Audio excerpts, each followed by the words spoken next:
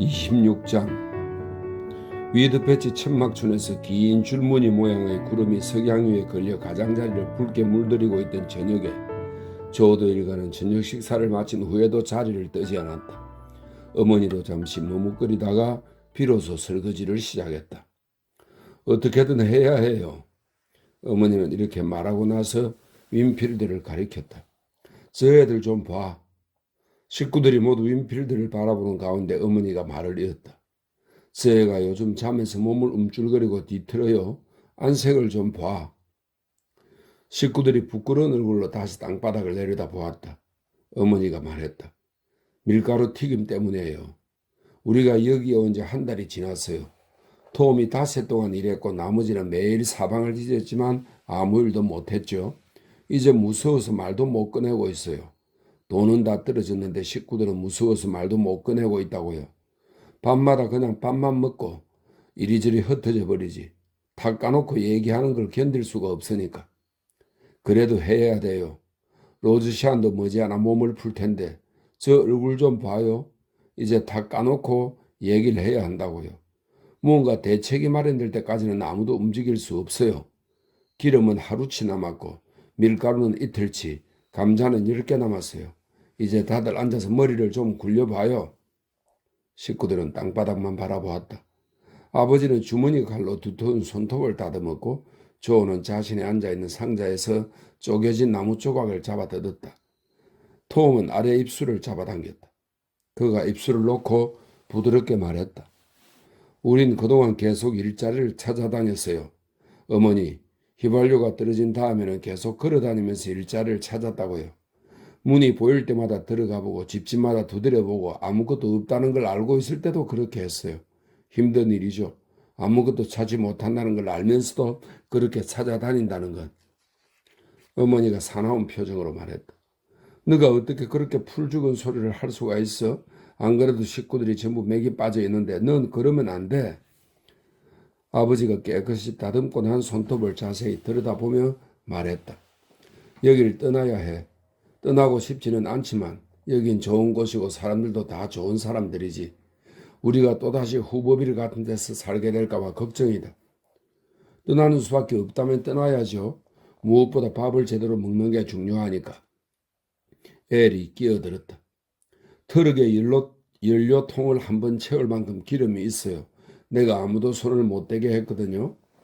톰이 미소를 지었다. 여자들 꽁무니만 쫓아다니면서도 제법이네. 어머니가 말했다. 이제 생각들 좀 해봐요.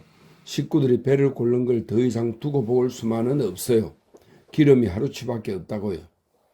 그게 전부예요. 조금 있으면 로즈샤니 몸을 풀 테니 뭐라도 먹여야죠. 생각들 좀 해봐요. 여긴 더운 물도 있고 화장실도. 아버지가 입을 열었다. 그렇다고 화장실을 먹을 수는 없잖아요. 톰이 말했다. 오늘 어떤 사람이 와서 메리스빌에 갈 사람을 찾는다고 했어요. 과일 따는 일이래요. 그럼 메리스빌에 가면 되겠네. 어머니가 말했다. 모르겠어요. 왠지 좀 앞뒤가 안 맞는 것 같아서 그 사람이 너무 서두르는 게 품삯이 얼마인지도 말해주지 않고 자기는 정확히 모른다면서. 톰이 말했다. 메리스빌로 가자. 품삯이 얼마든 상관없어. 떠나는 거야. 어머니가 말했다. 너무 멀어요. 기름값도 없잖아요. 거기까지 가지도 못할 거예요.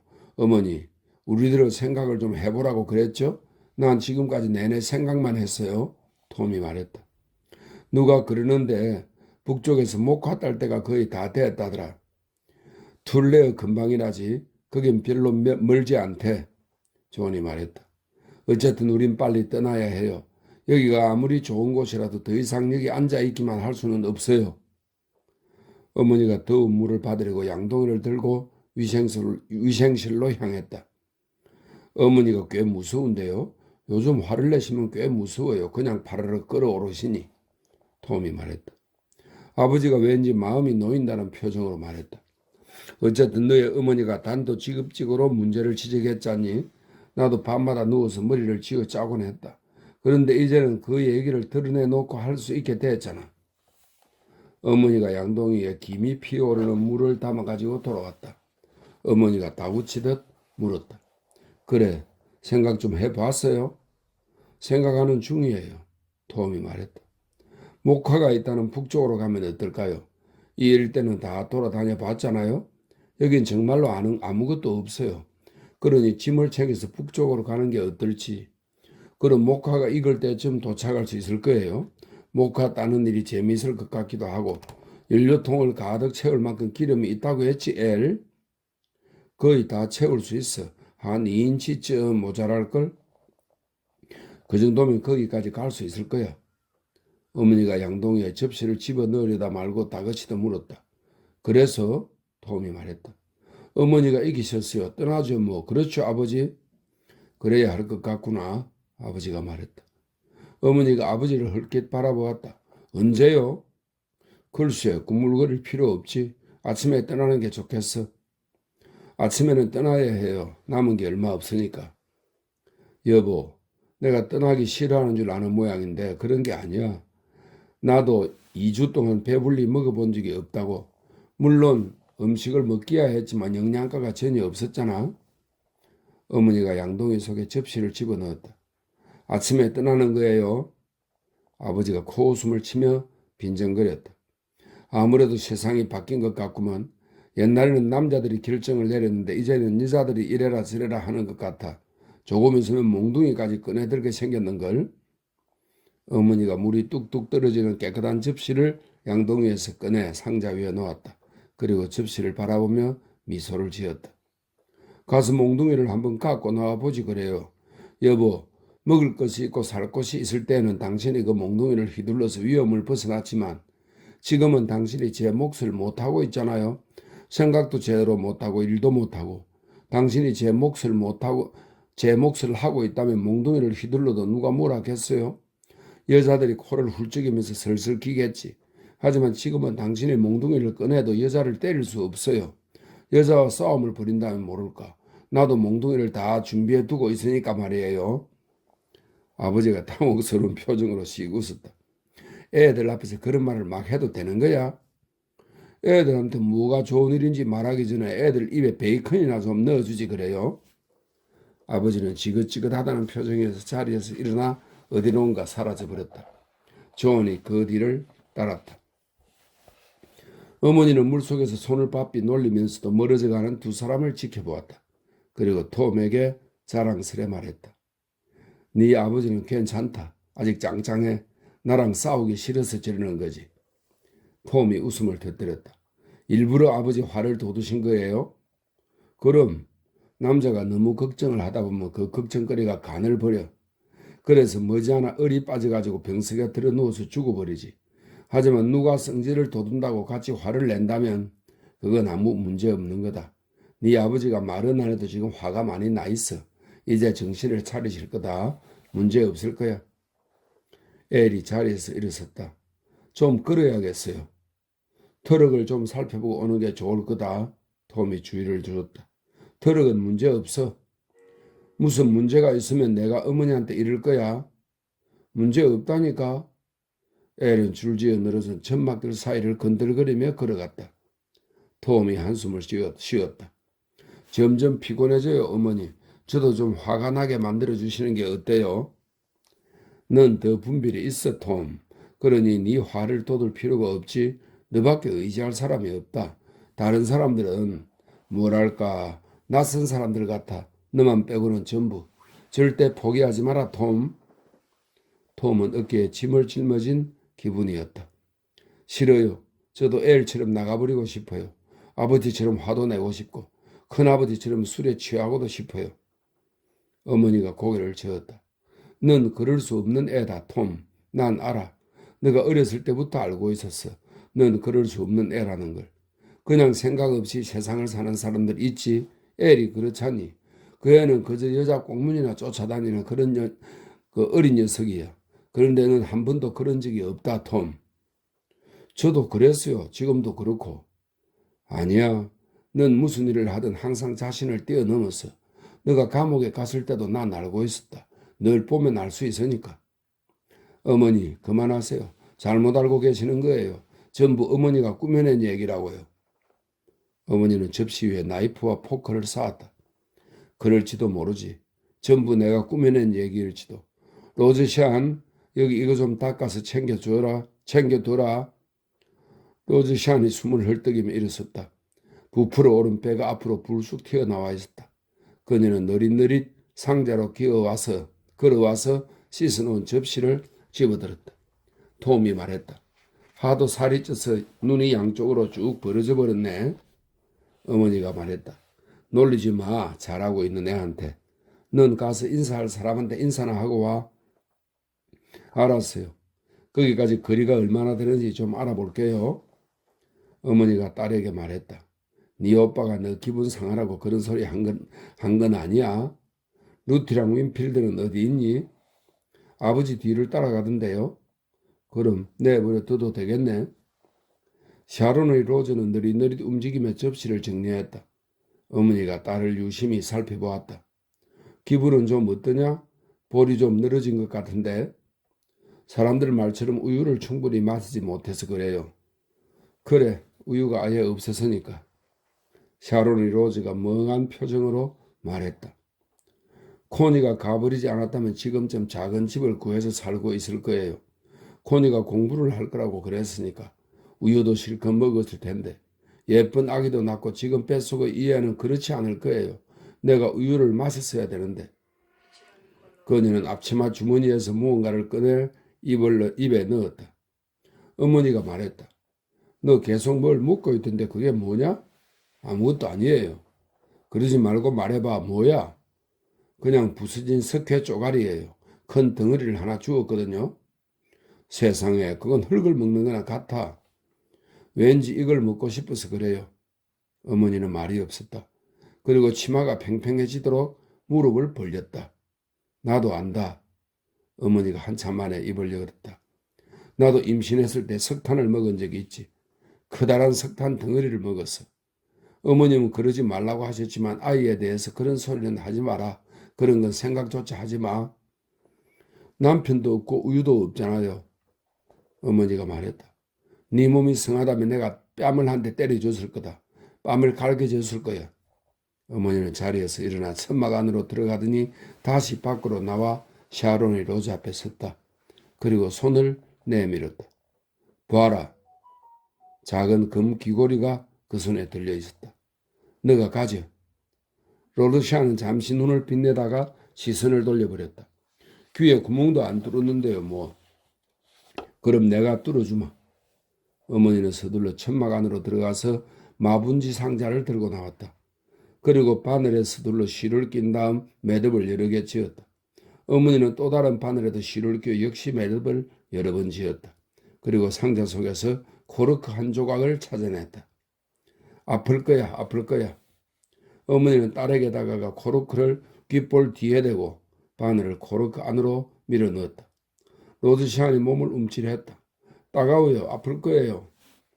아파봤자 이 정도야. 아니야, 아플 거예요. 그럼 다른 쪽 귀부터 먼저 하지 뭐. 어머니는 코르크를 다른 쪽 귀에 대고 구멍을 뚫었다. 아플 거예요. 쉿, 다 됐다. 샤론의 로즈는 놀란 표정으로 어머니를 바라보았다. 어머니는 바늘에서 실을 잘라내고 실을 잡아당겨 매듭 하나가 깃불 밖으로 나오게 했다. 매일 매듭을 하나씩 잡아당기면 돼. 2주만 지나면 구멍에 뚫려서 귀고리를 걸 수 있을 거다.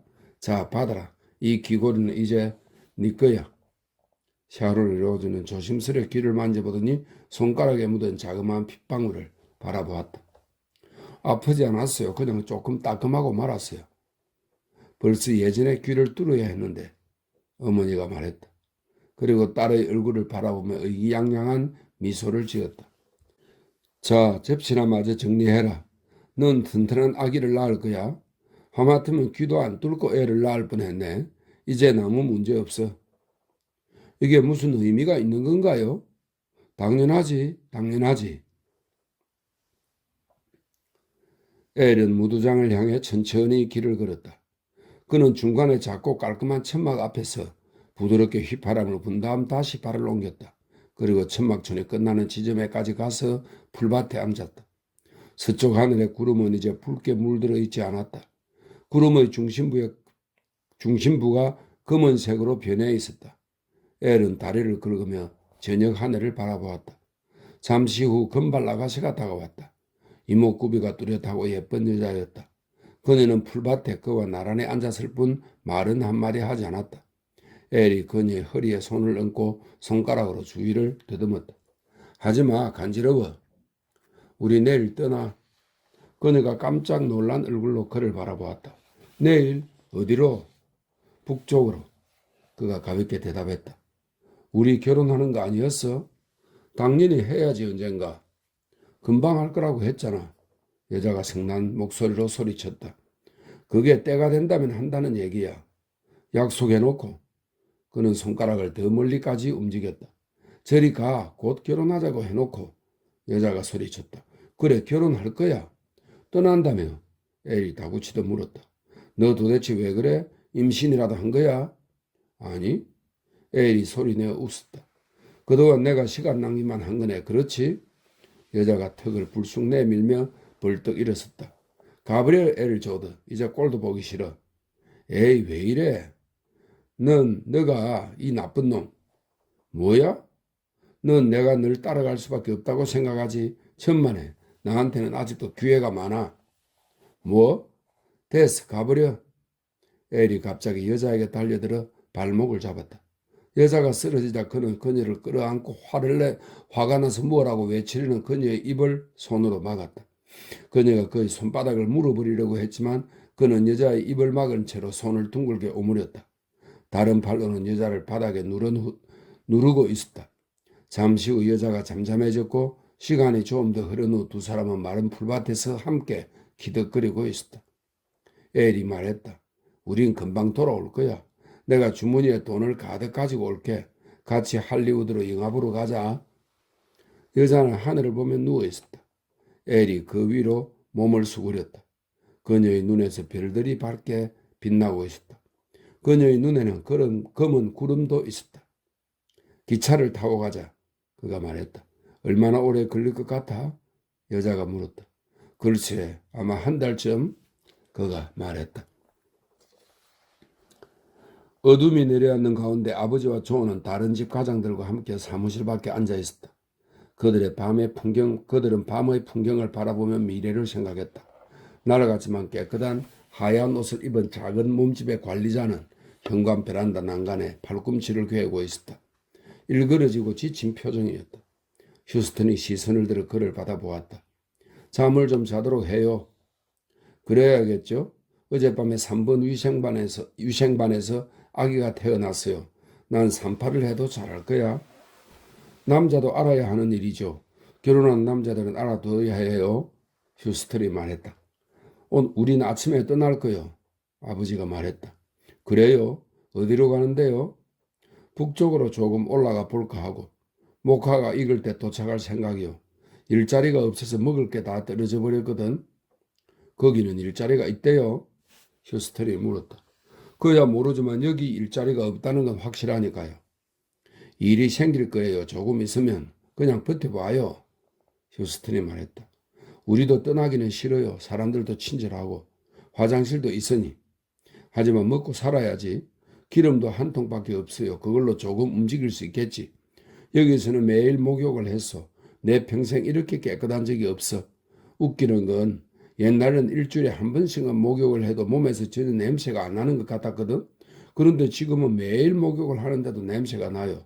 너무 자주 목욕을 해서 그런가? 아마 전에는 자기 몸에서 나는 냄새를 못 맡았을 겁니다. 관리자가 말했다. 그런 것 같기도 하고 그냥 여기 계속 있을 수 있으면 좋을 텐데. 작은 몸집의 관리자가 손바닥으로 관자놀이를 눌렀다. 오늘 밤에도 아기가 하나 태어날 것 같은데. 우리 집에도 머지않아 아기가 태어날 거요. 아버지가 말했다. 여기서 애를 낳을 수 있으면 좋을 텐데. 정말 그럴 수 있으면 좋을 텐데. 톰과 윌리 그리고 인디언의 피가 반쯤 섞인 듀얼은 무도장 근처에 앉아 발을 흔들고 있었다. 더러미 한 봉지 있는데 담배 피울래? 듀얼이 말했다. 당연하지. 담배를 피워본 게 언젠지 까마득하네. 톰이 말했다. 그는 담배 가루가 흐를새라 갈색 담배를 조심스레 말았다. 네가 간단히 섭섭하다. 너희 식구들은 좋은 사람들인데. 윌리가 말했다.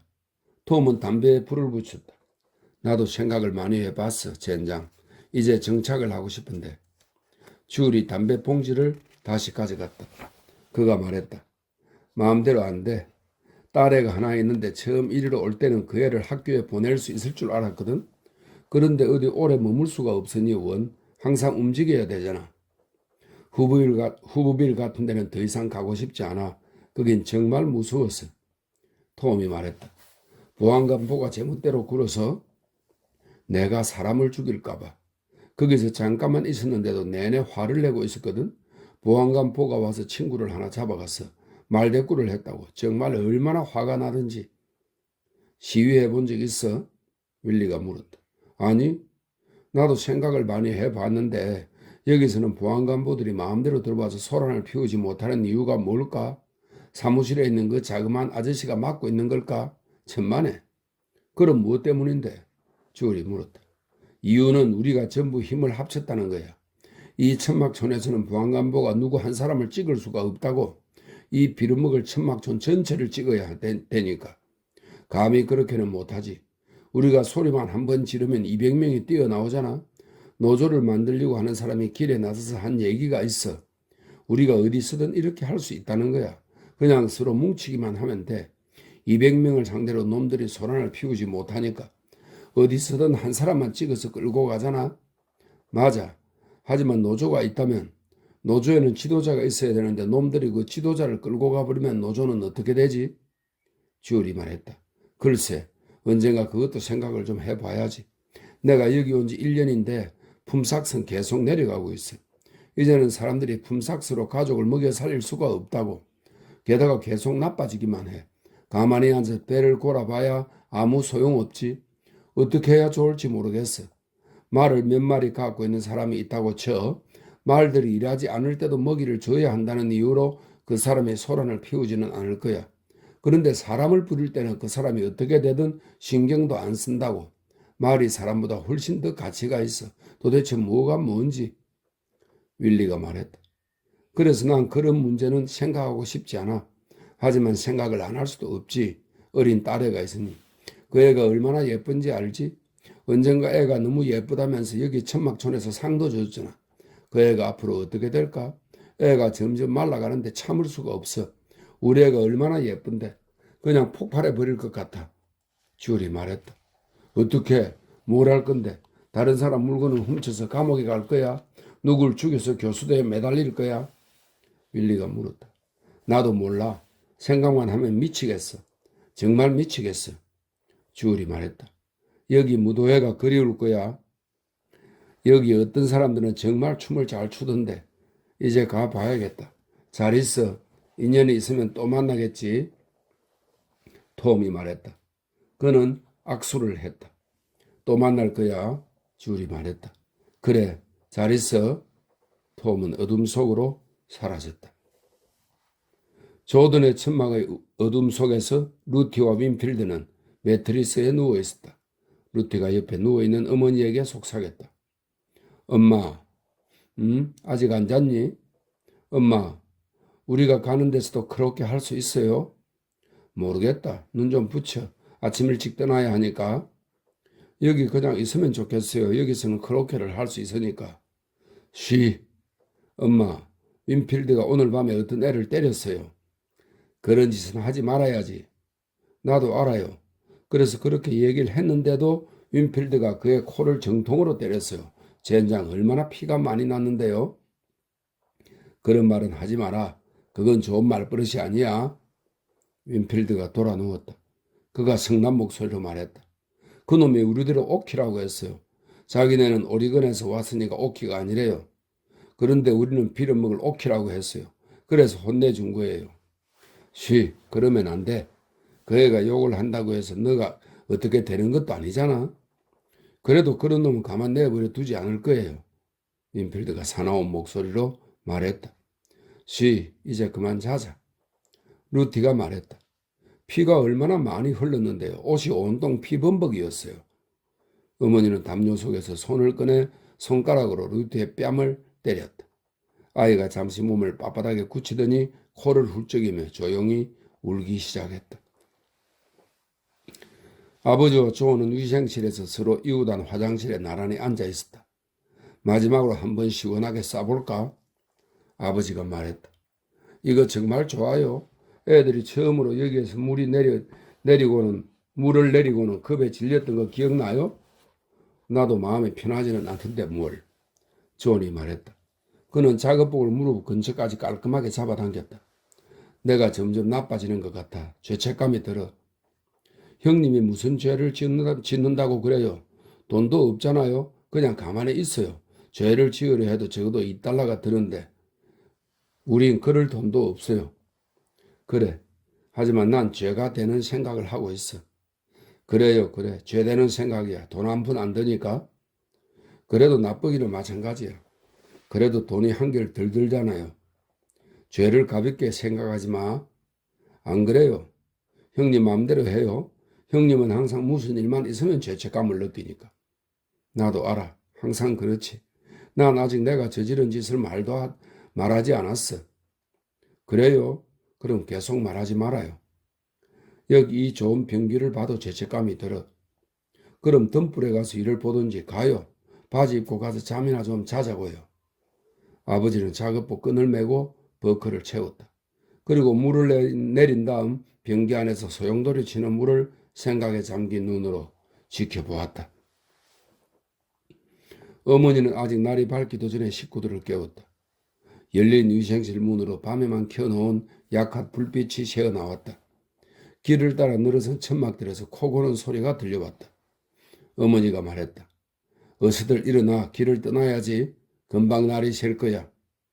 어머니는 끽끽 소리가 나는 램프 갓을 들어올리고 심지에 불을 붙였다. 어서들 일어나.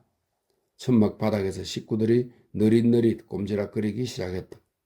다들 담요와 이불을 젖히고 다 잠이 들 깬 눈을 찡그리며 멍하니 불빛을 바라보았다. 어머니는 잠잘 때 입고 있던 속옷에 원피스를 입었다. 어머니가 말했다. 커피는 없어. 빵은 조금 있지만. 가면서 그걸 먹으면 돼. 어서 일어나. 트럭에 짐을 실어야지. 서둘러. 소리 내지 마라. 다른 사람들을 깨우면 안 되니까. 식구들은 곧 잠기운을 완전히 떨쳐버렸다. 너희들 아무데도 가지 마. 어머니가 아이들에게 주의를 주었다. 식구들이 옷을 입었다. 남자들은 방수포를 끌어내리고 트럭에 짐을 실었다. 평평하게 잘 실어요. 어머니가 주의를 주었다. 그들은 짐 위에 매트리스를 얹고 기둥에 방수포를 묶어 짐을 덮었다. 다 됐어요, 어머니. 준비 끝났어요. 톰이 말했다. 어머니는 차가운 빵이 담긴 접시를 들고 있었다. 그래, 자, 하나씩 먹어. 남은 게 이것밖에 없다. 루티와 윈필드는 빵을 움켜쥐고 짐 위로 올라갔다. 그리고 차가운 빵을 손에 든 채 담요를 덮고 다시 잠에 빠져들었다. 톰은 운전석에 앉아 시동을 걸었다. 차가 잠시 윙윙거리더니 이내 잠잠해졌다. 젠장 L, 건전지가 방전됐잖아. 톰이 소리쳤다. 기름도 없는데 나들 어쩌라는 거야? L이 고함을 질렀다. 톰이 갑자기 쿡쿡 웃었다. 그야 나도 모르지. 하지만 이건 네 책임이야. 그러니까 네가 크랭크를 돌려서 시동을 걸어. 그게 왜 내 책임이냐고. 톰은 차에서 내려 좌석 밑에서 크랭크를 찾아냈다. 내 책임이네. 그가 말했다. 크랭크 이리 줘. 엘이 크랭크를 가져갔다. 점화 스위치를 내려놔. 내 팔이 떨어져 나가지 않게. 알았어. 돌려봐. 엘은 열심히 크랭크를 돌렸다. 엔진에 시동이 걸리면서 약한 소리가 나더니 이내 차가 부르릉거렸다. 톰은 조심스레 초크를 당겼다. 그리고 점화 스위치를 올리고 스로틀 지렛대를 내렸다. 어머니가 그 옆자리에 올라탔다. 우리 때문에 천막중 사람들이 다 깼겠다. 금방 다시 잘 거예요. 엘이 반대편으로 올라탔다. 아버지랑 큰아버지는 위로 올라가서 다시 주무실 거래. 톰은 정문 쪽으로 트럭을 몰았다. 문지기가 사무실에서 나와 손전등으로 트럭을 비췄다. 잠깐 기다려요. 왜요? 떠나는 거예요. 예. 그럼 당신들 이름을 장부에서 지워야 돼요. 그러세요. 어디로 가는 거예요? 글쎄요. 일단 북쪽으로 가보려고요. 그래요. 행운을 빌어요. 문지기가 말했다. 당신도요. 안녕히 계세요. 트럭이 천천히 커다란 둔덕을 넘어 도로로 나갔다. 톰은 전에 왔던 길을 되짚어 위드 패치를 지나서 서쪽으로 차를 몰았다. 99번 도로가 나오자 그는 포장도로를 따라 베이커스필드를 향해 북쪽으로 향했다. 차가 도시 외곽에 이르렀을 무렵에는 날이 점점 밝아오고 있었다. 톰이 말했다. 어디에든 식당이 있네. 전부 다 커피를 판다고 돼 있어. 저기 밤새 영업하는 가게를 봐. 틀림없이 커피가 10갤런은 있을걸. 그것도 아주 뜨거운 걸로. 아이고 조용히 좀 해. 엘이 말했다. 톰이 그를 향해 씩 웃어 보였다. 너 잽싸게 아가씨를 사귄 모양이더라. 그게 뭐? 얘 오늘 아침에 왜 이래요 어머니? 심통을 부리네. 엘이 짜증을 내며 말했다. 조금만 있으면 나도 혼자 힘으로 살 거야. 식구들만 없으면 살기가 훨씬 쉬워진다고. 톰이 말했다.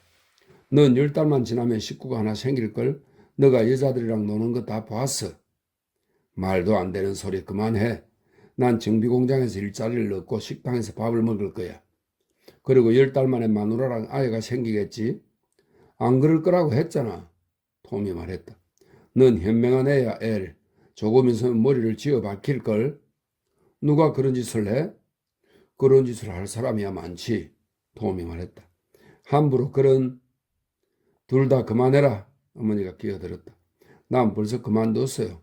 얘를 좀 놀린 거예요. 나쁜 뜻은 없었다 엘. 너가 그 아가씨를 그냥 좋아하는 줄 몰랐어. 난 어떤 여자도 별로 좋아하지 않아. 그래 알았어. 그렇다고 치자. 난 너랑 입씨름하기 싫어. 트럭이 도시 가장자리에 이르렀다. 저 핫도그 노점 좀 봐. 수백 개나 되네. 톰이 말했다. 톰, 나한테 1달러가 있다. 그렇게도 커피가 마시고 싶니? 어머니가 말했다. 아니요 어머니 그냥 장난친 거예요. 그렇게 먹고 싶으면 먹어도 돼. 안 먹을 거예요. 엘이 말했다. 그럼 커피 얘기 좀 그만해. 톰은 한동안 말이 없었다. 어쩌나 항상 이러는 것 같네. 그가 말했다. 저기 우리가 그날 밤에 지나온 도로가 있다. 그런 일은 2번 당하고 싶지도 않아. 정말 끔찍한 밤이었어. 어머니가 말했다. 저도 그랬어요. 오른쪽에서 해가 떠올랐다. 트럭의 커다란 그림자가 트럭과 나란히 달리며 길가의 울타리 기둥을 넘었다. 그들은 재건된 후보비를 지나쳤다. 저길 봐요. 새로운 사람들이 들어왔어요. 옛날하고 똑같은 것 같은데요. 톰이 말했다. 서서히 뚱한 표정을 벗어버렸다. 누가 그러는데 저 사람들 중에는 천막이 불타는 걸 10번, 20번이나 겪은 사람도 있대. 놈들이 불을 지르면 그냥 버드나무 숲에 숨었다가 나중에 나와서 판잣집을 또 짓는다는 거야. 뒤지처럼. 그런 일에 너무 익숙해서 이제는 화도 안 낸대. 그냥 굳은 날씨를 만나거나 마찬가지로 생각해버린대. 그날 밤은 나한테도 굳은 날씨였어. 톰이 말했다. 그들은 널찍한 고속도로를 따라 달렸다. 해가 떠올랐는데도 몸이 떨렸다. 톰이 말했다. 아침이 추워져서 겨울이 오고 있는 거야. 겨울이 오기 전에 돈을 좀 모을 수 있어야 할 텐데 겨울에는 천막이 별로잖아. 어머니가 한숨을 쉬더니 고개를 꼿꼿이 세웠다. 어머니가 말했다. 톰, 겨울에는 집을 구해야 돼 반드시. 루티는 괜찮지만 윈필드는 별로 튼튼하지 않잖니? 비가 올 때도 집이 있어야 해. 이 근방은 비가 오락가락 한다던데. 집을 구할 거예요 어머니. 걱정 마세요. 집을 구할 거예요. 그냥 바닥하고 지붕만 있으면 되는데 애들이 땅바닥에서 자지만 않으면 돼. 애써 볼게요 어머니. 너한테 걱정을 안겨주기는 싫다. 애써 볼게요 어머니. 그냥 가끔 너무 겁이 나. 용기가 다 사라져버려. 어머니가 용기를 잃은 모습은 본 적이 없어요. 밤에는 그래 가끔. 트럭에서 심하게 쉬쉬거리는 소리가 났다. 톰은 운전대를 단단히 움켜쥐고 브레이크를 세게 밟았다. 트럭이 들컹거리며 급정거했다. 톰이 한숨을 쉬었다. 결국은 이렇게 됐네. 그는 자리에 앉은 채 등을 기댔다. 엘이 밖으로 뛰어나가 오른쪽 앞 타이어를 살펴보았다. 그가 소리쳤다. 엄청나게 큰 못이 박혔어. 타이어 떼울 거 있어? 아니 다 섰지. 떼울 건 있는데 풀이 없어. 톰은 고개를 돌려 슬픈 표정으로 어머니에게 미소를 지었다. $1가 있다는 얘기를 하지 말지 그랬어요. 그랬더라면 어떻게든 타이어를 고쳤을 텐데. 그는 차에서 내려 구멍난 타이어를 보러 갔다. A이 납작해진 타이어에서 불쑥 튀어나온 커다란 못을 가리켰다. 저거야. 이 동네에 한 개밖에 없는 못을 우리가 밟은 모양이다. 상태가 안 좋아? 어머니가 소리쳤다. 아니요, 심하진 않아요. 하지만 손을 봐야 돼요. 식구들이 트럭 위에서 줄지어 내려왔다. 구멍이 난 거야? 아버지가 물었다. 그러나 이내 타이어를 보고는 입을 다물었다. 톰은 어머니에게 다른 좌석으로 옮기라고 하고는 쿠션 밑에서 타이어를 때울 재료가 든 깡통을 꺼냈다. 그는 둘둘 말아놓은 고무를 펼치고 접합제 튜브를 꺼내 살짝 눌렀다. 거의 다 비었네. 그가 말했다. 그래도 이 정도면 충분할지도 몰라. 엘, 뒷바퀴를 고정시켜 잭으로 들어 올리자. 톰과 엘은 호흡이 잘 맞았다. 그들은 바퀴를 돌로 괜 다음 앞바퀴 차축 밑에 잭을 대고 차를 들어 올렸다. 그리고 타이어를 떼어냈다. 두 사람은 연료통에 잠깐 담갔다가 꺼낸 걸레로 구멍난 부위를 닦았다. 그리고 나서 엘이 타이어를 무릎 위에 단단히 잡고 있는 동안 톰이 접합제 튜브를 반으로 잘라 조금밖에 남지 않은 접합제를 주머니 칼로 고무판 위에 얇게 발랐다. 그리고 고무를 조심스레 긁었다. 내가 고무를 자르는 동안 접합제가 마르게 놔두어. 그는 파란 고무판 가장자리를 비스듬하게 잘라냈다. 엘이 타이어를 단단히 붙들었고 톰이 잘라낸 고무판을 조심스레 갖다 댔다. 됐다. 이제 내가 망치로 두드릴 테니까 이걸 발판으로 가져가. 그는 붙인 고무판을 조심스레 두드린 다음 타이어를 잡아당기면서 고무판 가장자리를 살폈다. 됐다. 잘 붙어 있을 거야. 이제 타이어를 끼우고 바람을 넣자. 그 돈은 그냥 가지고 계셔도 될 것 같은데요, 어머니. 엘이 말했다. 여벌 타이어가 있다면 좋을 텐데. 여벌 타이어를 하나 사야 돼, 형. 바람이 빵빵하게 든 걸로. 그러면 밤에 구멍이 나도 고칠 수 있잖아. 여벌 타이어를 살 돈이 있으면 그 돈으로 커피랑 고기를 사겠다. 톰이 말했다. 아침이라 아직 차가 많지 않은 고속도로에서 자동차들이 붕붕 옆을 지나가고 해가 점점 밝아지며 깨끗해졌다. 한숨을 쉬는 것처럼 부드러운 바람이 남서쪽에서 가늘적으로 불어왔다. 커다란 계곡 양편의 산들은 진주 같은 안개 때문에 잘 보이지 않았다. 톰이 타이어에 바람을 넣고 있을 때 북쪽에서 달려오던 무게 자동차 한 대가 도로 반대편에 멈춰섰다. 얼굴이 갈색으로 그을린 남자가 연한 회색 양복 차림으로 차에서 내려 길을 가로질러 트럭으로 다가왔다. 머리에는 아무것도 쓰고 있지 않았다. 그가 미소를 지을 때 보니 갈색 피부 때문에 치아가 유난히 하얗게 보였다. 그는 왼손 약지에 검으로 만든 굵은 결혼 반지를 끼고 있었다. 그리고 조끼에 가로로 걸려있는 얇은 줄에는 검으로 만든 작은 럭비 공이 매달려 있었다. 안녕하세요. 그가 기분 좋게 인사를 했다. 톰은 펌프질을 멈추고 시선을 들었다. 안녕하세요. 남자가 거칠고 짧은 반백의 머리를 손가락으로 빗었다. 일자리를 찾고 있어요? 물론이죠. 심지어 마루미까지 사사지 훑어보며 다니는 중인데요. 복숭아 딸 줄 알아요? 해본 적은 없소만. 아버지가 말했다. 우리 뭐든 다 할 수 있어요. 뭐든 다 딸 수 있어요. 톰이 얼른 끼어들었다.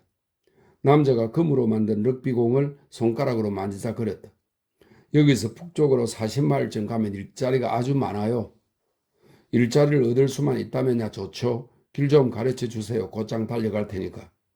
톰이 말했다. 북쪽으로 픽슬리까지 가면 돼요. 아마 35마일이나 36마일쯤 될 거예요. 거기서 동쪽으로 방향을 틀어서 6마일쯤 가요. 거기서 아무나 붙들고 후퍼 농장이 어디냐고 물어보면 됩니다. 거긴 일자리가 아주 많아요. 갈게요. 일자리를 구하는 사람이 또 어디 있는지 알아요? 그럼요. 저 아래 위드패치 천막촌에 가면 일자리를 구하는 사람이 많아요. 톰이 말했다. 그럼 거리로 가봐야겠군. 사람이 꽤 많이 필요해요. 잊지 말아요. 픽슬에서 동쪽으로 방향을 틀어서 후퍼 농장까지 직진하는 겁니다. 예, 고맙습니다. 일자리가 정말로 필요하거든요. 톰이 말했다. 잘 됐어요. 가능한 한 빨리 가보세요. 그는 다시 길을 건너 차에 올라타더니 남쪽을 향해 출발했다. 톰은 펌프에 몸무게를 실었다. 한 사람이 20번씩이에요. 그가 소리쳤다. 하나, 둘, 셋, 넷. 20번을 다 하고 나자 엘이 펌프를 잡았다. 그 다음 차례는 아버지와 큰아버지였다. 타이어에 바람이 차서 타이어가 점점 매끄럽게 퍼졌다. 모두들 3번씩 펌프질을 하고 나니 펌프가 고장나버렸다. 이제 차를 내려서 좀 보자. 톰이 말했다. 엘이 잭을 빼내고 차를 내렸다. 많이 들어갔어. 너무 많이 들어간 것 같기도 해. 그들은 차 안에 연장을 집어던졌다. 얼른 타요. 이제야 일자리를 좀 얻게 될 모양이니까. 톰이 소리쳤다. 어머니가 다시 가운데 자리에 탔다. 이번에는 엘이 운전대를 잡았다. 살살 몰아. 차가 망가지면 안 되니까 엘. 그들은 아침 햇살을 받고 있는 들판 사이로 달렸다. 산 꼭대기에서 안개가 그치고 짙은 자주색이 간간히 섞인 갈색 산이 선명하게 드러났다. 트럭이 지나가자 울타리에 앉아있던 야생 비둘기들이 날아올랐다. 엘은 자기도 모르게 속도를 높였다. 살살 해. 너무 밀어붙이면 차가 터져버릴 거야. 거기까지는 가야 하잖아. 어쩌면 오늘 일거리를 얻게 될지도 몰라. 톰이 주의를 주었다. 어머니가 흥분한 목소리로 말했다. 남자들 4명이 일을 하게 되면 곧장 외상으로 물건을 좀 살 수 있을지도 몰라. 우선 커피를 좀 사야겠다. 너가 그렇게 먹고 싶어 했으니까. 그리고 밀가루하고 베이킹 파우더하고 고기를 좀 사야지. 베이컨은 당장 안 사는 게 좋을 거야. 그건 나중으로 미루자. 토요일쯤으로. 그리고 비누도 사야지. 비누가 있어야 돼. 어디서 머무르게 될지도 모르겠네. 어머니는 말을 멈추지 않았다. 우유도 사야지. 로즈샤안에 우유를 마셔야 하니까. 간호사가 그러라고 했어. 뱀 한 마리가 꿈틀거리며 따뜻한 고속도로를 가로질렀다. 엘은 운전대를 꺾고 녀석을 치우고 다시 제자리로 돌아왔다. 인디고 뱀이야. 그럴 필요는 없잖아. 톰이 말했다. 난 저 녀석이 싫어. 뱀이라면 다 싫어. 속이 뒤집히거든. 엘이 즐거운 듯이 말했다. 정오가 가까워지자 고속도로를 달리는 차들이 늘어났다. 회사의 로고를 문에 그려놓은 번쩍이는 자도 승용차를 탄 영업사원들, 철컹거리는 체인을 매달고 가는 빨갛고 하얀 유조차들, 식품 도매상 소속으로 농산물을 운반하고 있는 사각형 문의 커다란 승합차들. 길가의 들판은 풍요로웠다. 가서원의 나무들은 한창 때를 맞아 잎을 무겁게 매달고 있었고 포도원에서는 초록색 등굴이 이랑 사이의 땅을 길게 뒤덮고 있었다. 멜론밭과 곡식이 자라난 밭도 있었다. 초록색 풍경 속에 하얀 집들이 서 있었고 그 위로 장미가 자라고 있었다. 황금색 태양이 따뜻했다. 트럭 앞좌석에서 어머니, 톰과 엘은 행복에 들떠 있었다. 이렇게 기분이 좋은 게 얼마만인지 모르겠다. 복숭아를 많이 따면 집을 구할 수 있을지 몰라. 2달 동안 집세도 치를 수 있을 거야. 집을 구해야지. 어머니가 말했다. 난 저축할 거예요. 돈을 모아서 시내로 나가 정비공장에 취직할 거예요. 방을 하나 얻고 밥은 식당에서 먹어야지. 그리고 밤마다 영화를 보러 갈 거예요. 돈도 얼마 안 드니까 카우보이 영화를 봐야지. 엘이 말했다. 운전대를 잡은 그의 손에 힘이 들어갔다. 라디에이터가 부글거리면서 김을 내뿜었다. 라디에이터에 물 채웠어? 톰이 물었다. 응, 바람이 뒤에서 불어서 그래. 그래서 끓어 넘치는 거야. 날씨 한번 좋다. 메갈레스트에 있을 때는 일을 하면서 앞으로 뭘 할지 생각하곤 했는데 생각이 꼬리에 꼬리를 물어서 도무지 끝나질 않는 거야. 그때가 아주 오래전인 것 같다. 몇 년은 된 것 같아. 못된 간수가 하나 있었는데 난 그놈을 혼내주려고 했어. 내가 그래서 경찰들한테 화를 내는 것 같아. 경찰관들이 죄다 그놈 얼굴로 보이거든. 그놈도 얼굴이 벌겋게 떼곤 했는데 꼭 돼지 같았다니까. 사람들 말에 서부에 그놈 형이 있다더라.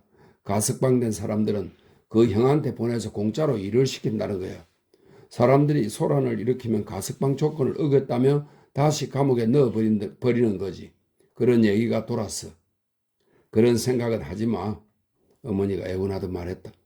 나 먹을 걸 잔뜩 사드릴 거다. 밀가루하고 돼지기름하고. 어머니와 같은 생각을 하는 편이 낫겠죠. 안 하려고 하는 게 그냥 그런 생각이 들면서 뻥 하고 날 때린다니까요. 괴짜가 하나 있었어요. 그놈 얘기는 한 번도 안 했죠. 해피 홀리건 같이 생긴 놈인데 이 해피 홀리건은 옛날 만화 주인공입니다.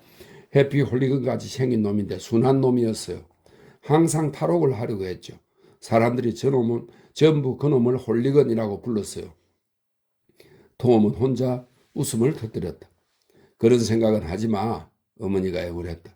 아니야, 계속해. 그 사람 얘기 좀 해봐. 엘이 말했다. 얘기해도 문제될 거 없어요, 어머니. 톰이 말했다. 그놈은 항상 타로 가려고 했어요. 항상 계획을 세웠지만 그걸 혼자만 간직하지 못해서 금방 사람들이 전부 알게 됐죠. 심지어 교도소장까지. 그래서 그놈이 탈옥을 시도하면 간수들이 그놈을 잡아서 다시 끌고 왔어요. 한 번은 그놈이 어디를 넘어서 탈옥할 건지 계획을 짠 적이 있어요. 물론 그놈은 자기 계획을 여기저기 알려줬지만 다들 모르는 척 했죠. 그놈은 어디선가 밧줄을 구해와서 담장을 넘었어요. 밖에는 간수 6명이 커다란 자루를 들고 서 있었는데 간수들은 홀리건이 조용히 밧줄을 타고 내려오는 걸 보고 자루를 내밀었죠. 홀리건은 그 자루 속으로 곧장 들어갔고요. 간수들은 자루를 묶어서 녀석을 다시 안으로 데려왔어요. 사람들이 얼마나 우스댔는지 몰라요. 웃다가 죽을 것 같더라니까요. 하지만 홀리건은 완전히 풀이 죽어버렸어요. 만날 울기만 하면서 돌아다니다가 병에 걸려버렸죠. 너무 속이 상했던 거예요. 그래서 피인으로 손목을 찔러 출혈 과다로 죽어버렸어요. 정말 순한 놈이었는데 감옥에서 별의별 괴짜들이 다 있다니까요. 그런 얘긴 그만해. 나 무법자 플로이드의 엄마를 알아. 그 애도 나쁜 애는 아니었지. 그냥 궁지에 몰려서 그랬던 것뿐이야. 어머니가 말했다. 태양이 정오를 향해 움직이자 털의 그림자가 점점 짧아져서 바퀴 밑으로 들어가 버렸다. 저 앞쪽이 픽셀일 거야. 조금 전에 표지를 봤어. 엘이 말했다. 그들은 작은 도시로 들어가서 아까보다 더 좁아진 길에서 동쪽으로 방향을 틀었다. 길 양편에 과수원이 늘어서 있어서 길이 마치 복도 같았다. 거길 쉽게 찾을 수 있으면 좋겠는데 톰이 말했다. 어머니가 말했다. 아까 그 사람이 후프 농장이라고 했지? 아무한테나 물어봐도 된다고 했어. 근처에 가게라도 하나 있으면 좋을 텐데 남자 4명이 일을 하면 외상을 끌 수 있을지도 몰라. 그러면 금방 근사한 식사를 할 수 있겠지. 스튜라도 한 냄비 끓일까? 커피도요. 혹시 괜찮다면 더러운 담배도 한 봉지 사주세요. 내 담배를 피워본 지가 언제인지 몰라요. 톰이 말했다. 저 멀리 길 앞쪽이 차들로 꽉 막혀 있었다. 길가에는 하얀 오토바이들이 줄지어 서 있었다. 사고가 났나 봐요. 톰이 말했다. 그들이 가까이 다가가자 장화를 신고 장교용 허리띠를 맨 주 경찰이 맨 뒤에 서 있는 차 뒤에서 걸어 나왔다. 그가 손을 드는 것을 보고 엘은 차를 세웠다. 경찰관이 비밀 얘기라도 할 것처럼 차 옆에 기대섰다. 어디로 가는 거요? 엘이 말했다. 이 길을 따라가면 복숭아 따는 일자리가 있다고 했어요. 일자리를 원하는 거요? 물론이죠. 톰이 말했다. 좋아, 여기서 잠깐 기다리시오. 그는 길가로 나가서 앞을 향해 소리쳤다. 하나 더 있어. 다 합해서 자동차 6대야. 이 사람들을 일단 들여보내는 게 좋겠어. 톰이 소리쳤다. 이 봐요. 무슨 일이죠? 경찰관이 어슬렁어슬렁 되돌아왔다. 저 앞에 문제가 좀 생겼어. 걱정 말아요. 지나갈 수 있을 테니 그냥 줄을 따라가시오. 오토바이 시동이 걸리는 소리가 요란하게 났다. 줄지어 늘어선 자동차들이 움직이기 시작했다. 조던의 트럭이 맨 뒤였다. 오토바이 2대가 앞장을 섰고 또 다른 2대가 뒤에서 따라왔다. 톰이 불안한 표정으로 말했다. 정말 무슨 일인지 모르겠네. 도로가 망가졌나 보지 뭐. 엘이 의견을 내놓았다. 그렇다고 경찰관이 4명이나 나와서 우리를 이끈다 말이야? 무언가 이상해. 앞에서 달리던 오토바이들이 속력을 냈다. 줄지어 달려가는 낡은 자동차들도 속력을 올렸다. 엘은 맨 뒤의 자동차를 놓치지 않으려고 서둘렀다. 이 사람들도 우리 같은 사람들이야. 전부 무언가 이상해. 톰이 말했다. 갑자기 앞에서 달리던 경찰관들이 도로를 벗어나 자갈이 깔린 널찍한 진입로로 접어들었다. 낡은 자동차들이 정신없이 그 뒤를 따랐다. 오토바이에서 부릉부릉 소리가 났다. 길가의 도랑 속에 남자들이 줄지어 서 있는 모습이 톰의 눈에 띄었다. 그들은 마치 소리를 지르는 것처럼 입을 벌리고서 성남 표정으로 주먹을 흔들고 있었다. 땅딸막한 여자 하나가 자동차들을 향해 달려왔지만 부르릉거리는 오토바이가 그녀를 막고 섰다.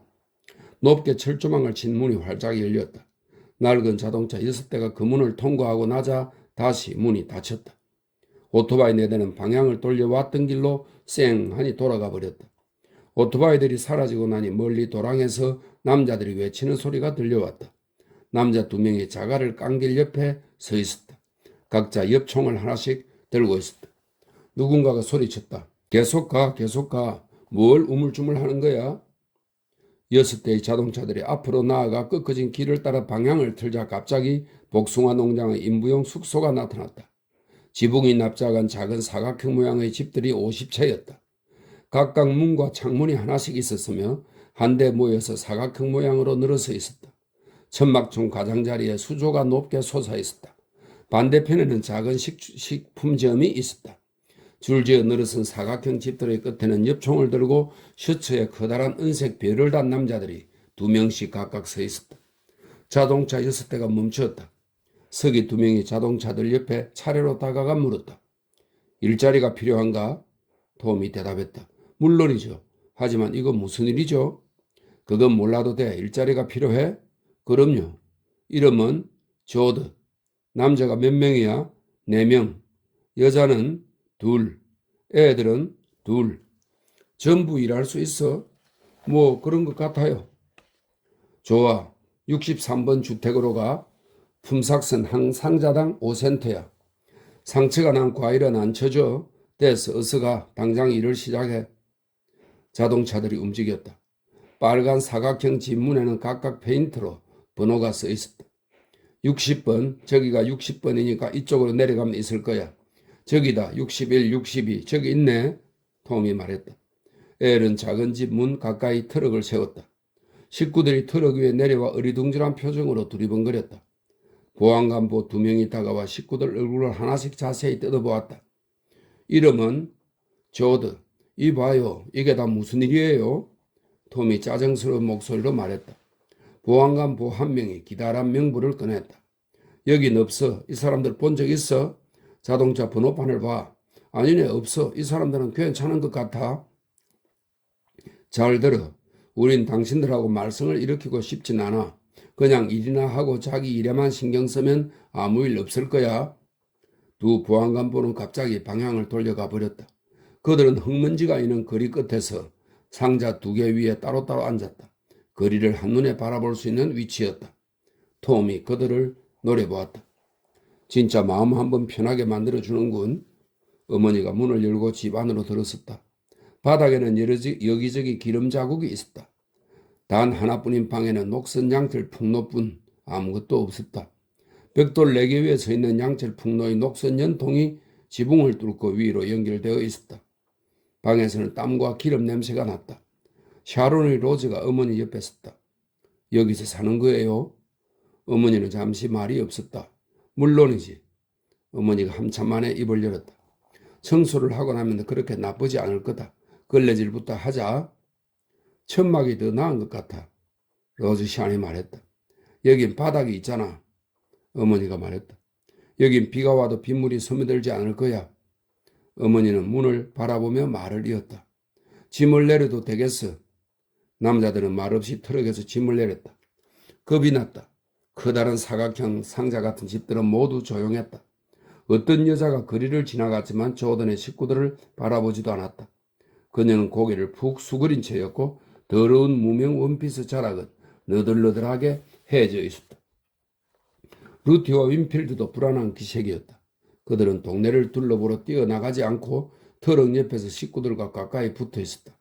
절망적인 시선으로 먼지가 있는 길을 위아래로 훑어볼 뿐이었다. 윈필드가 짐을 묶을 때서는 철사 토막을 발견하고는 구부렸다 폈다 하더니 기어코 부러뜨린 모양이었다.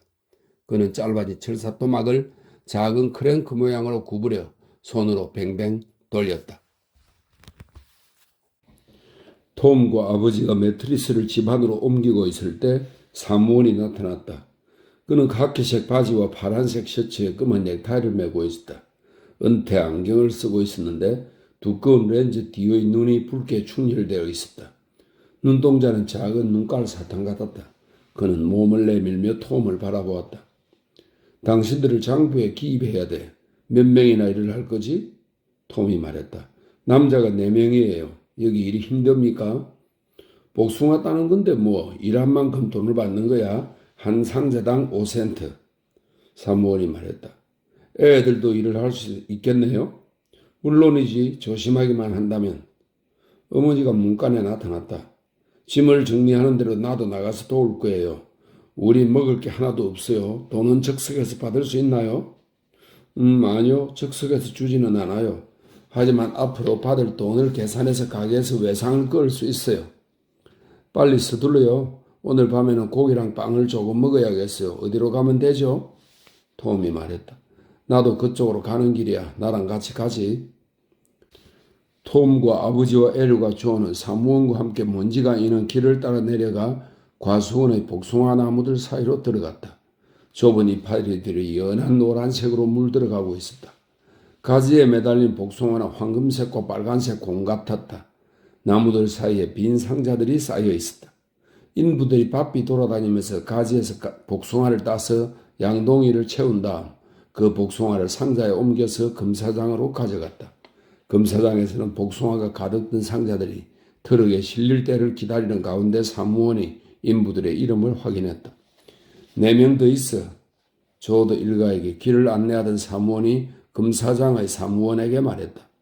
알았어. 복숭아 따본 적 있나? 없어요. 톰이 말했다. 조심해서 따. 과일에 상처가 나면 안 돼. 바람에 떨어진 것도 안 되고 상처난 과일은 받아주지 않을 거야. 저기 양동이가 있으니까 써. 톰은 3갤런들이 양동이를 집어들어 살펴보았다. 바닥에 구멍이 있어요. 알아. 사람들이 복숭아를 훔쳐가지 못하게 하려고 만들어 놓은 거야. 좋아. 저쪽으로 움직여. 안경을 쓴 사무원이 말했다. 조도 일가의 4남자는 양동이를 집어들고 과수원 안으로 들어갔다. 잠시도 시간 낭비를 안 하는군. 톰이 말했다.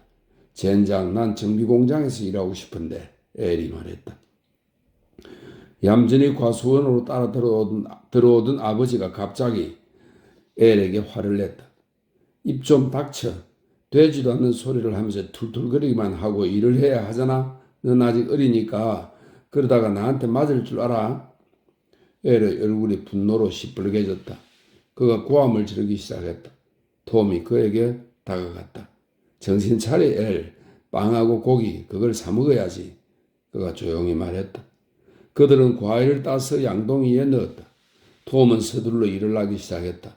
양동이 하나가 가득 차고 2번째 양동이도 가득 찼다.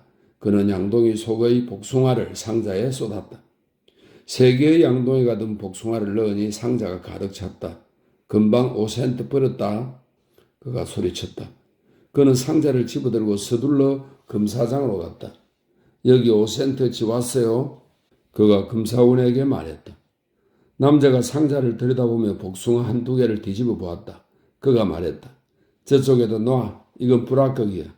상처가 나면 안 된다고 했잖아. 양동이를 그냥 쏟았지. 복숭아가 죄다 멍들어서 이걸 합격시켜 줄 수는 없어. 조심스레 옮겨 담지 않으면 돈 한 푼 못 받아. 이런 젠장. 살살 하라고 시작하기 전에 말했잖아. 톰이 뚱한 표정으로 시선을 떨어뜨렸다. 알았어요. 알았다고요. 그는 재빨리 식구들에게 돌아갔다. 그거 다 쏟아버려요. 내 것이랑 똑같네. 그런 건 안 받아줘요. 그건 또 무슨 소리야? 엘이 투덜거리기 시작했다. 더 살살 따야 돼. 양동이에다 그냥 쏟으면 안 돼. 살살 놓아야지. 그들은 다시 일을 하기 시작했다. 과일을 조심스레 다루면서 상자를 채우는 속도가 느려졌다. 톰이 말했다. 무언가 방법을 찾아야겠어. 루티나 윈필드나 로즈 샤안이 이걸 상자에 넣어준다면 제대로 체계가 갖춰질 텐데. 그는 새로 담은 상자를 금사장으로 가져갔다. 이건 5센트어치가 되나요? 금사원이 상자 속까지 손을 집어넣어 복숭아를 살펴보았다. 아까보다 낫네. 그가 이렇게 말하고서 상자를 받아주었다. 살살 다루어. 톰이 서둘러 돌아왔다. 5센트 벌었어. 그가 소리쳤다. 5센트 벌었다고. 20분만 하면 1달러야. 그들은 오후 내내 꾸준히 일했다. 얼마 후 루티와 윈필드가 그들을 찾아왔다. 너희도 일을 해야겠다. 아버지가 말했다. 복숭아를 상자 안에 살살 넣어. 자, 한 번에 하나씩. 아이들은 바닥에 앉아 양동이에서 복숭아를 꺼냈다. 그들의 손을 기다리는 양동이가 줄지어 놓여 있었다. 토음이 가득 찬 상자를 검사장에게 가져갔다. 이제 7상자, 저것까지 치면 8상자. 40센트 벌었네. 40센트면 좋은 고기를 살 수 있지. 시간이 흘렀다. 루티는 도망치려고 했다. 루티가 우는 소리를 했다. 피곤해. 쉬어야 돼. 거기서 꼼짝도 하지 마. 아버지가 말했다. 조는 천천히 복숭아를 땄다. 톰이 양동이 2개를 채우는 동안 하나를 채우는 시기였다. 그는 계속 같은 속도로 일했다. 오후가 중간쯤 지났을 때 어머니가 무거운 발걸음으로 식구들을 찾아왔다. 좀 더 일찍 오려고 했는데 로즈시안이 기절하는 바람에 애가 그냥 쓰러져 버렸어. 너희들 복숭아를 먹었구나. 그러다 혼난다. 어머니가 아이들에게 말했다. 어머니는 땅떨마간 몸을 재빨리 놀렸다. 잠시 후 어머니는 양동이를 내버려 두고 앞치마에 복숭아를 담았다. 해가 질 때까지 식구들이 딴 복숭아는 20상자였다. 톰이 20번째 상자를 내려놓았다. 1달러. 그가 말했다. 언제까지 일해야 하죠? 어두워질 때까지 앞이 보이는 한. 그럼 이제 외상을 그을 수 있을까요? 어머니가 가서 먹을 걸 좀 사와야 돼요. 알았어. 1달러짜리 전표를 끊어주지. 그는 길쭉한 종이에 무언가를 기입한 후 톰에게 건네주었다. 톰은 어머니에게 전표를 갖다 주었다. 여기 있어요. 가게에서 1달러치 물건을 살 수 있어요.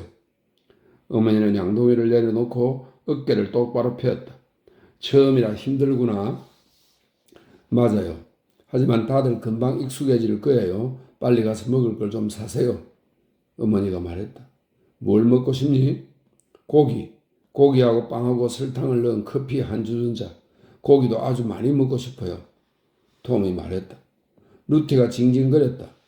엄마 힘들어요. 그럼 같이 가자. 저 녀석들은 처음부터 힘들다고 했어. 점점 산토끼처럼 말을 안 들어. 혼을 좀 내주지 않으면 저 녀석은 아무 짝에도 쓸모가 없을 거야. 아버지가 말했다. 자리가 잡히는 대로 애들은 학교에 보내야죠. 어머니가 말했다. 어머니가 무거운 발걸음으로 멀어져 가고 루티와 윈필드가 급해 질린 얼굴로 그 뒤를 따랐다. 우리 매일 일해야 돼요? 윈필드가 물었다. 어머니는 걸음을 멈추고 아이들을 기다렸다. 그리고 윈필드의 손을 잡고 다시 걷기 시작했다. 이건 힘든 일이 아니야. 착한 아이가 돼야지. 너희는 식구들을 돕고 있는 거야. 식구들이 전부 일을 하면 금방 좋은 집에서 살 수 있어. 식구들이 전부 힘을 합해야 돼. 하지만 너무 힘든걸? 그래, 엄마도 피곤해. 다들 지쳤어. 그래도 생각을 해봐. 학교에 다닐 생각을 해봐. 난 학교 가기 싫어요. 누나도 싫대요. 학교에 다니는 애들을 봤어요. 엄마, 콧물이 줄줄 흐르는 놈들. 우리를 오키라고 불러요. 다 봤어요. 난 학교 안 갈 거야. 어머니가 안쓰러운 시선으로 아이의 밀집 색깔머리를 내려다 보았다. 지금은 어른들 애먹이지 마라. 어머니가 애원하듯 말했다. 자리가 잡히고 나면 너희들이 말썽을 부려도 돼. 하지만 지금은 그러지 마. 안 그래도 힘드니까. 나 복숭아 6개 먹었어요. 루티가 말했다. 너 그러다 설사한다. 우리 집 근처에는 화장실도 없어. 회사에서 운영하는 가게는 함석으로 만든 커다란 창고 같았다. 상품을 진열해두는 창도 없었다. 어머니는 방충망 문을 열고 안으로 들어갔다. 자그마한 남자가 카운터 뒤에 서 있었다. 머리카락이 하나도 없는 그의 머리가 푸르스름한 하얀 색을 띠고 있었다. 커다란 갈색 눈썹이 하도 높게 솟아있어서 마치 깜짝 놀라서 약간 겁을 먹은 것처럼 보였다. 코는 길고 가늘었으며 새의 뿌리처럼 구부러져 보였다. 콧구멍에는 밝은 갈색 털이 나 있었다. 그는 파란색 셔츠 소매 위에 검은 새턴으로 된 토시를 끼고 있었다. 어머니가 안으로 들어갔을 때 그는 카운터에 팔꿈치를 꼬이고 있었다. 안녕하세요. 어머니가 말했다. 그는 흥미로운 듯 어머니를 살펴보았다. 눈썹이 한참 더 올라갔다. 안녕하세요. 1달러짜리 전표를 갖고 왔어요. 그럼 1달러짜리 물건을 살 수 있어요? 그는 이렇게 말하고 나서 날카로운 소리로 기덕거렸다. 그렇지, 1달러치, 1달러치. 그는 손으로 물건들을 가리켰다. 무엇든 살 수 있어요. 그는 토시를 깔끔하게 잡아당겼다. 고기를 좀 샀으면 하는데요. 종류마다 다 있죠. 햄버거용 고기, 햄버거를 좀 해 드실래요? 1파운드에 20센트예요. 그렇게 비싸요? 지난번에 살 때는 햄버거용 고기가 15센트였는데 그가 작은 소리로 쿡쿡 웃었다. 뭐 그래요, 비싸죠. 하지만 비싼 것도 아니에요. 햄버거용 고기 2파운드를 사려고 시내에 나간다면 휘발유가 1갤런은 들 테니까. 그러니까 여기 가격이 그렇게 비싼 건 아니에요. 휘발유 1갤런은 안 써도 되니까. 어머니가 엄한 표정으로 말했다. 당신이 고기를 여기까지 가져올 때도 휘발유 1갤런이 든 건 아니잖아요. 그가 유쾌하게 웃음을 터뜨렸다. 아주머니는 지금 일을 뒤집어서 보고 있어요. 우린 고기를 사는 게 아니라 팔고 있다고요. 만약 우리가 고기를 사는 거라면 뭐 얘기가 달라지죠. 어머니는 손가락 2개를 입술에 대고 미간을 찌푸리며 생각에 잠겼다.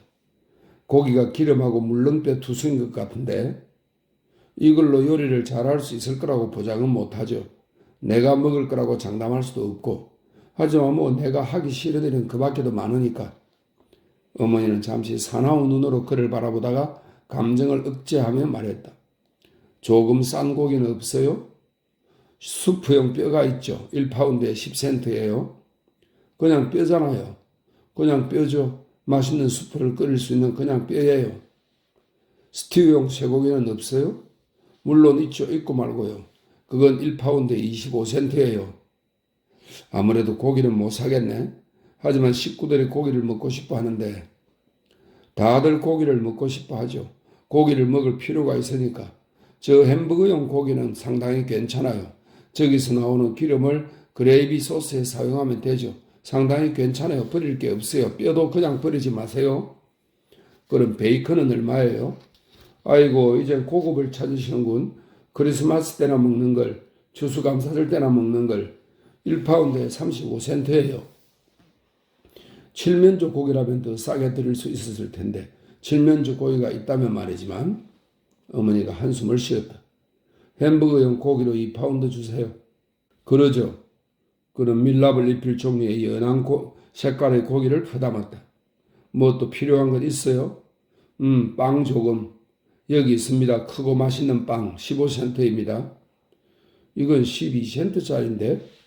그거야 그렇죠. 시내로 나가면 12센트에 이 빵을 살 수 있어요.